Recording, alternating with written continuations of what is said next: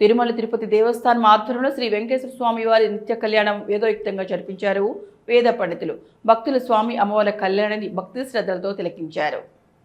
హృదయంలో ఉండటం వల్ల ఆరోగ్యము అని, అమృతం వై హిరణ్యం అని వేదమాత, అది అమృతము, మృతం కానిది, బంగారాన్ని ధరించడం వలన రోగ నిరోధకమై ఆరోగ్యదాయకం అవుతోంది. అందుకనే స్నాతకంలో వరుడికి కూడా వివాహంలో వధువుకి బంగారు ఆభరణాలు ధరించే సమయంలో ఆయుష్యం వత్యస్యం అని పఠిస్తారు. ఈ ఆభరణాలన్నీ కూడా ఏ రోగాలు పోతాయో కూడా ఆయుర్వేదం చెప్తోంది.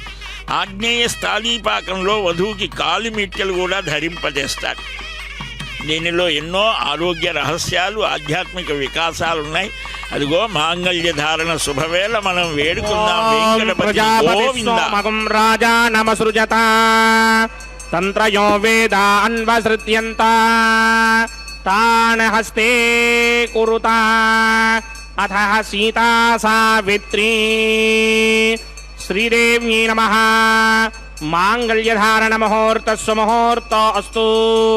మాంగళ్యం తంతునానేన లోకరక్షక హేతవే కంఠే బధ్నామి శుభగే సాదీవ శరదశతాం. శ్రీదేవ్యై నమః. మాంగళ్యధారణ ముహూర్తస్సు ముహూర్తో అస్తు.